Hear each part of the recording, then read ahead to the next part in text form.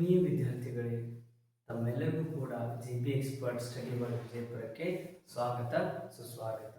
ನಾವು ಇವತ್ತು ವಿಶೇಷವಾಗಿರ್ತಕ್ಕಂತಹ ಕನ್ನಡ ಗ್ರಾಮರ್ ಬಗ್ಗೆ ಅಧ್ಯಯನವನ್ನು ಮಾಡ್ತಾ ಇದ್ದೀವಿ. ತಾವೇನಾದರೂ ಹೊಸಬರಾಗಿದ್ರೆ ಈ ಮೊರಾರ್ಜಿ ಚಾಣಕ್ಯ ಅಂತಕ್ಕಂತಹ ಸಂಚಿಕೆಗಳನ್ನು ದಯವಿಟ್ಟು ತಪ್ಪದೆ ನೋಡಿ. ಯಾಕಂದ್ರೆ ನಿಜವಾಗ್ಲೂ ಹೇಳ್ತೀನಿ, ಇದು ಲಾಭ ತಂದು ಕೊಡುತ್ತೆ ನಿಮಗೆ.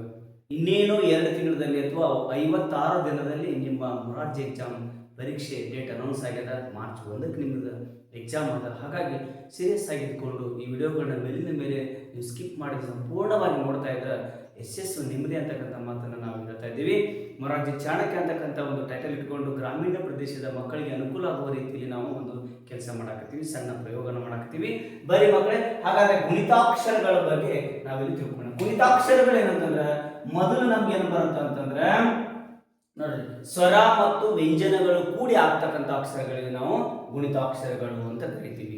ಮೊದಲು ನಾವು ವ್ಯಂಜನವನ್ನ ನೋಡೋಣ, ಆಮೇಲೆ ಪ್ಲಸ್ ಸ್ವರ, ಇದೆಲ್ಲ ಕೂಡಿಸಿ ಏನಾಗತ್ತ ಗುಣಿತಾಕ್ಷರ ಅಂತ ಆಗುತ್ತೆ.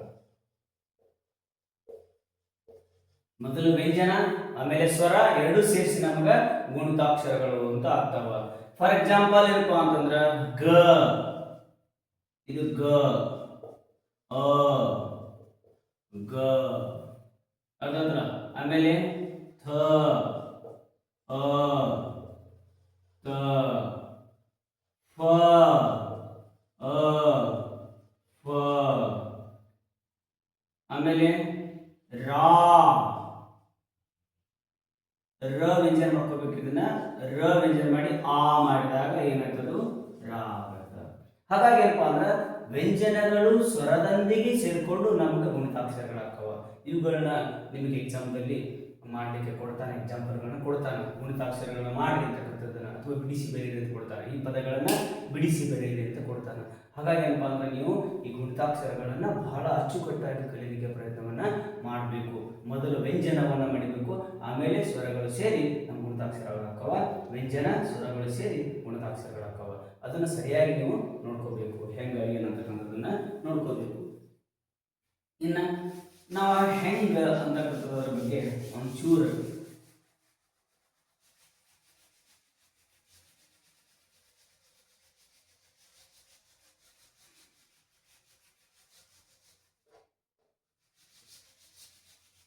ಓಕೆ ಮಕ್ಕಳೇ, ಈಗ ನಾವು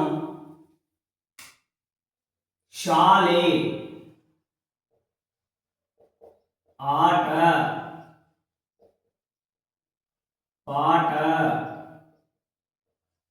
ಆನೆ ಇವುಗಳನ್ನ ಬಿಡಿಸೋಣ. ಸ್ವಲ್ಪ ಹೆಂಗೆ ಬಿಡಿಸ್ಬೇಕು ಅಂತ ಮೊದಲಿಗೆ ನೀವು ಮೊದಲನೇ ಅಕ್ಷರವನ್ನು ತಗೊಳ್ಳಿ, ವ್ಯಂಜನ ಮಾಡ್ರಿ. ಶ ಆಯ್ತು, ಶಾ ಅದ್ರಾಗ ಏನದ ಆದ, ಅದಕ್ಕೆ ಆಯ್ತು. ಪ್ಲಸ್ ಲ ವ್ಯಂಜನ ಮಾಡ್ಕೊಡ್ರಿ, ಅದಕ್ಕೆ ಎ ಆಯ್ತು. ಎಲ್ಲ ಕೂಡಿಸಿ ಏನಾಯ್ತು ಶಾಲೆ ಅಂತ ಆಯ್ತು.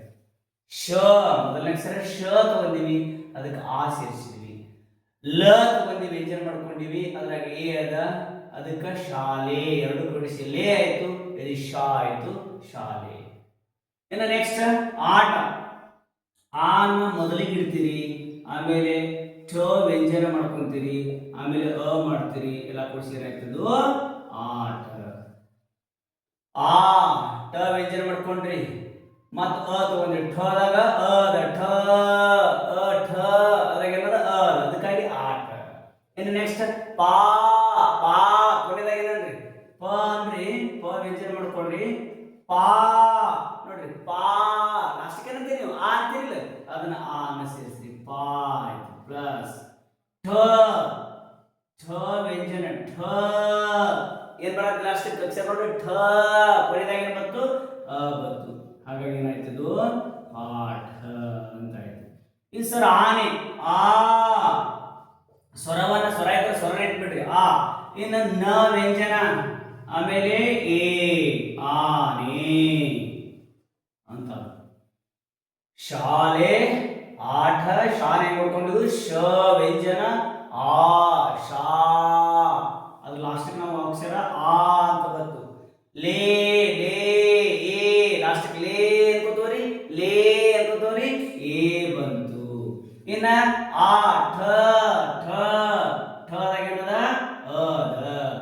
ಅದಕ್ಕೆ ಪಾ ಲಾಸ್ಟ್ಗೆ ಏನ್ ಬತ್ತು ಆ ಬತ್ತು, ಇಲ್ಲಿ ಅ ಬತ್ತು. ಇನ್ನು ಆ ನೇ ನೇ ಏನ್ ಬಳಸ್ತೀರಿ ಏ ನೇ ಅಂತಿರ್ಲಿ, ಅದಕ್ಕೆ ಏ ಬಂತು. ಅದಕ್ಕೆ ಸರಿಯಾಗಿ ಇವುಗಳನ್ನ ನೋಡ್ಕೊಂಡು ಸ್ಕ್ರೀನ್ ಶಾಟ್ ಹಿಡ್ಕೊಂಡು ಪ್ರಾಕ್ಟೀಸ್ ಮಾಡಿ ಮಕ್ಕಳೇ. ಯಶಸ್ಸು ನಿಮ್ಮದೇ. ಬಹಳ ಈಸಿಯಾಗಿ ಸುಲಭವಾಗಿ ನಿಮ್ಮ ಮನೆ ಬಾಗಿಲಿಗೆ ತಲುಪಿಸ್ತಕ್ಕಂಥ ಕೆಲಸವನ್ನು ನಾವು ಮಾಡಾಕತ್ತೀವಿ. ಸರಳವಾಗಿ ಮಾಡಾಕತ್ತೀವಿ. ತಪ್ಪದೇ ನಮ್ಮ ವಿಡಿಯೋಗಳನ್ನ ನೋಡಿದ್ರೆ, ಸ್ಕಿಪ್ ಮಾಡದೆ ಸಂಪೂರ್ಣವಾಗಿ ನೋಡಿದ್ರೆ ಯಶಸ್ಸು ನಿಮ್ಮದೇ ಗ್ಯಾರಂಟಿ ಅಂತಕ್ಕಂಥ ಮಾತನ್ನು ನಾವು ಹೇಳಾಕತ್ತೀವಿ. ಅದಕ್ಕೆ ಇದನ್ನ ಸುಲಭವಾಗಿ ತಿಳಿಯುವ ಹಾಗೆ ನಿಮ್ಮ ಮನಮುಟ್ಟುವಂತೆ ನಾವು ಹೇಳಿ ಪ್ರಯತ್ನವನ್ನ ಮಾಡಾಕತ್ತೀವಿ. ಇನ್ನು ನೆಕ್ಸ್ಟ್ ಗುಣಿತಾಕ್ಷರಗಳು ಈ ರೀತಿ ಇರ್ತಾವೆ. ಇದ್ರ ಮೇಲೆ 1 ಮಾರ್ಕ್ಸ್ ಗ್ಯಾರಂಟಿ ಬರ್ತವೆ. ಹೆಂಗೆ ಗುಣಿಸ್ಬೇಕು, ಅವುಗಳನ್ನ ಹೆಂಗೆ ಗುಣಿಸ್ಬೇಕು ಅನ್ನೋದನ್ನ ನೀವು ತಿಳ್ಕೋಬೇಕು. ಇದಾದ ನಂತರ ಒತ್ತಕ್ಷರಗಳು ಅಂತ ಬರ್ತಾವ. ಏನಂತ ಬರ್ತಾವ? ಒತ್ತಕ್ಷರಗಳು. ನೀವು ನೋಡ್ಕೋಬೇಕು ಅವುಗಳು ಹೆಂಗ್ ಬಂದಾವ ಹೆಂಗಿಲ್ಲ ಅದ್ರ ಬಗ್ಗೆ ಸ್ವಲ್ಪ ನೀವು ಗಮನವನ್ನ ಹರಿಸಬೇಕು.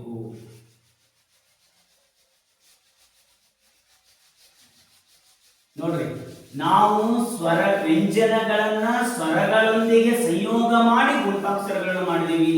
ಈಗ ನಾವು ಒತ್ತಕ್ಷರಗಳನ್ನ ತಿಳ್ಕೋಬೇಕು. ಯಾವುದು?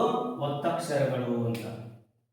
ಹೆಂಗಿರ್ತಾವ ಒತ್ತಕ್ಷರ? ನಾನು ಈಗಾಗಲೇ ಹೇಳಿದೀನಿ, ಗುಣಿತಾಕ್ಷರಗಳು ಅಂದ್ರೆ ವ್ಯಂಜನಗಳು ಸ್ವರಗಳೊಂದಿಗೆ ಸೇರಿ ಆಗ್ತಕ್ಕಂಥ ಅಕ್ಷರಗಳನ್ನು ನಾವು ಗುಣಿತಾಕ್ಷರಗಳು ಅಂತ ಕರಿತೀವಿ. ಪಾ ಆ ಬಂತು, ಅದಲ್ಲ ಆ ಬಂತು, ನೇ ಏ ಬಂತು. ಆ ಅಕ್ಷರವನ್ನು ಅನ್ನುವಾಗ ಕೊನೆಯದಾಗಿ ಯಾವ ಸ್ವರವನ್ನು ಅಂತೀವಿ ಪ್ಲಸ್ ಮಾಡಿ ಇಟ್ಕೊಳ್ಬೇಕು. ಮೊದಲು ವ್ಯಂಜನ ಇಡಬೇಕು, ಆ ಅಕ್ಷರವನ್ನ ನೀವು ಜೋರಾಗಿ ಅನ್ಬೇಕು. ಲಾಸ್ಟ್ಗೆ ಏನಂತೀವಿ? ಈಗ ಮನೆ ಫಾರ್ ಎಕ್ಸಾಂಪಲ್ ಇನ್ನೊಂದು ಬಿಡಿಸ್ತೀನಿ, ನಾನು ಮನೆ ಅಂತ ಬಿಡಿಸ್ತೀನಿ. ಮನೆ ಹೆಂಗ್ ಬಿಡಿಸೋದ್ರಿ ಅಂತ ಕೇಳಿದ್ರೆ ನೋಡ್ರ, ಮ ವ್ಯಂಜನ ಮ ಬತ್ತಲ್ಲ ಪ್ಲಸ್ ನ ವ್ಯಂಜನ ಏ ಮನೆ ಏ ಅಂತ ಬತ್ತಲ್ಲ, ಅದಕ್ಕೆ ಮನೆ. ಹಿಂಗ ನೀವು ಬಿಡಿಸ್ಲಿಕ್ಕೆ ಕಲಿಬೇಕು. ಓಕೆ, ನೋಡೋಣ ಮಕ್ಕಳೇ. ಈಗ ನಾವು ಒತ್ತಕ್ಷರಗಳನ್ನು ತಿಳ್ಕೊಳ್ಳೋಣ. ಒತ್ತಕ್ಷರಗಳಂದ್ರೆ ಏನು ಅಂತಕ್ಕಂಥದ್ರ ಬಗ್ಗೆ ಸ್ವಲ್ಪ ತಿಳ್ಕೊಳ್ಳೋಣ. ಒತ್ತಕ್ಷರಗಳು ಬರ್ತಿರ್ತಾವ. ಒತ್ತಕ್ಷರಗಳು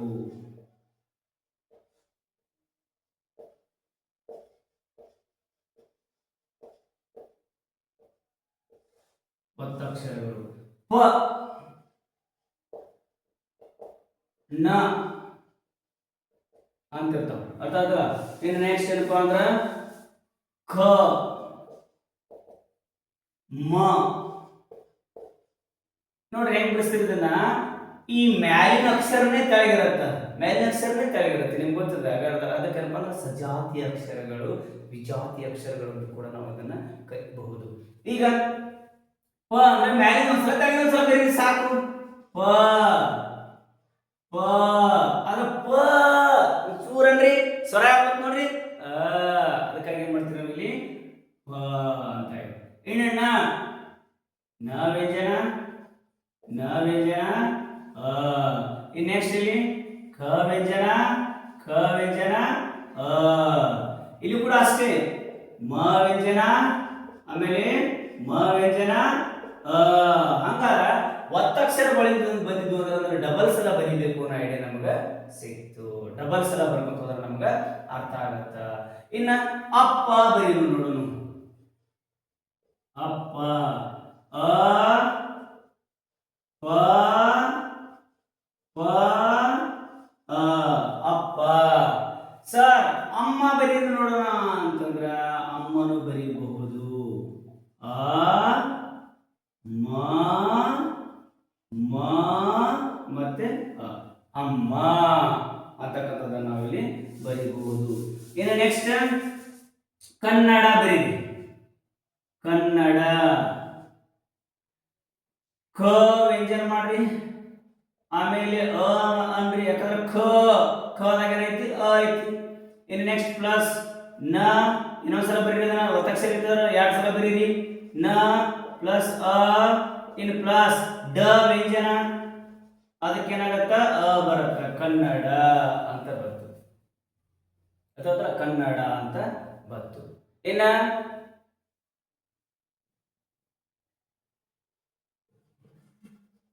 ಮುನ್ನುಡಿ ನೋಡ್ರಿ. ಮ ವ್ಯಂಜನ ಊ ಮೂ ಆಯ್ತು. ಇನ್ನು ಪ್ಲಸ್ ನ ವ್ಯಂಜನ, ಮತ್ತೊಂದು ನ ವ್ಯಂಜನ, ಆಮೇಲೆ ಊ ಆಯ್ತು ಮುನ್ನುಡಿ ಅಥವಾ ನೆಕ್ಸ್ಟ್ ದ, ನೆಕ್ಸ್ಟ್ ಈ ರೀತಿ ನೀವು ಪದಗಳನ್ನ ಬಿಡಿಸೋದನ್ನ ಕಲಿತ್ರೆ ಒಂದು ಮಾರ್ಕ್ಸ್ ಗ್ಯಾರಂಟಿ ಬರುತ್ತೆ. ಪದಗಳನ್ನ ಬಿಡಿಸಿ ಬರೆಯಿರಿ ಅಂತಕ್ಕಂಥದ್ರ ಮೇಲೆ ಮೊರಾರ್ಜಿಯಲ್ಲಿ ಒಂದು ಮಾರ್ಕ್ಸ್ ಫಿಕ್ಸ್ ಮಕ್ಕಳೇ. ಹಾಗಾಗಿ ಇದನ್ನ ಸ್ಕ್ರೀನ್ಶಾಟ್ ಹಾಕೊಡ್ರಿ, ಚೆನ್ನಾಗಿ ನೋಡ್ಕೊಡ್ರಿ. ಎಲ್ಲಿ ತಿಳಿಲಿಲ್ಲ, ಅರ್ಥ ಆಗಲಿಲ್ಲ ಮತ್ತೆ ನಾನು ಕಮೆಂಟ್ಸ್ ಮಾಡ್ರಿ. ಹಾಗಾಗಿ ನೀವೇನಾದರೂ ದಯವಿಟ್ಟು ನಮ್ಮ ಚಾನೆಲ್ ಅನ್ನ ಸ್ಕಿಪ್ ಮಾಡದೆ ವಿಡಿಯೋಗಳನ್ನ ತಪ್ಪದೇ ನೋಡ್ತಾ ಇದ್ರೆ, ನಾವು ಈಗಾಗಲೇ JB expert study word Morarji Chanakya ಅಂತಕ್ಕಂತಹ ಒಂದು ಟೈಟಲ್ ಇಟ್ಕೊಂಡು ವಿಡಿಯೋ ನಂಬರ್ 1 ಬಿಟ್ಟಿದ್ದೀವಿ, ವಿಡಿಯೋ ನಂಬರ್ 2 ಬಿಟ್ಟಿದ್ದೀವಿ, ವಿಡಿಯೋ ನಂಬರ್ 3 ಬಿಟ್ಟಿದ್ದೀವಿ. ಇವತ್ತು ನಾವು ವಿಡಿಯೋ ನಂಬರ್ 4 ಕೂಡ ಬಿಡಾಕತ್ತೀವಿ.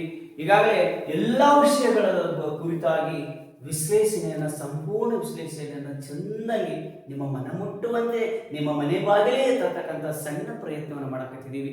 ನೀವೇನಾದರೂ ಓದಿ ಸೆಲೆಕ್ಷನ್ ಆದ್ರೆ ನಮ್ಮ ಒಂದು ಮೊರಾರ್ಜಿ ಚಾಣಕ್ಯದ ಮಾಣಿಕ್ಯಗಳಾಗಿ ನಮ್ಮ ಕ್ಲಾಸಿಗೆ ಬರ್ತೀರಿ. ಬಹಳ ಖುಷಿ ಅನಿಸ್ತಾ ಇದೆ ಮಕ್ಕಳೇ. ದಯವಿಟ್ಟು ಕೂಡ ಈ ಚಾನ್ಸನ್ನು ಒಟ್ಟು ತಪ್ಪಿಸ್ಕೋಬೇಡ್ರಿ.